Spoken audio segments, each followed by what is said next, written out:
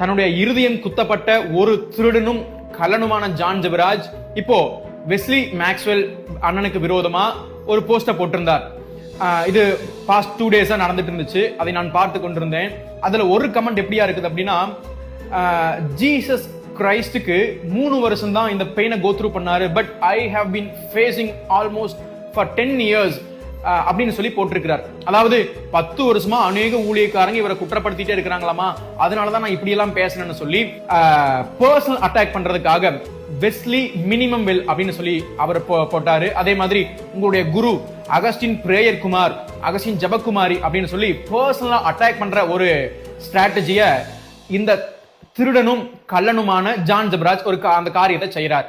Jesus கிரைஸ்டே 3 வருஷம் தான் பாடுகள் அனுபவிச்சாரு, ஆனா நான் 10 வருஷமா இந்த மாதிரி பெயினை கோ த்ரூ பண்றேன்னு சொல்லி இயேசு கிறிஸ்துவை விட நான் தான் பாடு அனுபவிக்கிறேன். இயேசு கிறிஸ்து என்னங்க, இயேசு கிறிஸ்து அவரை விட நான் தான் ரொம்ப கஷ்டப்பட்டிருக்கிறேன் அப்படின்னு சொல்லி இயேசுவுக்கு மேலாகவே தன்னை உயர்த்துகிற ஒரு ஆளா அதுல ஒரு பப்ளிக்ல கமெண்ட் போடுறார், இன்ஸ்டால கமெண்ட் போடுறார்.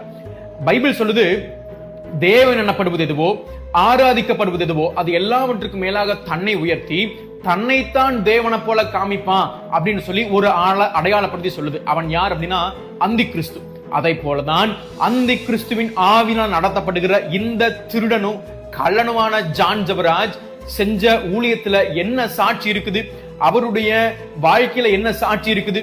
உக்ரானக்காரன் எப்படி இருக்கணுமா, ஒரே மனைவியுடைய புருஷனுமா இருக்கணுமாமா, அதுலயும் சாட்சி இல்ல.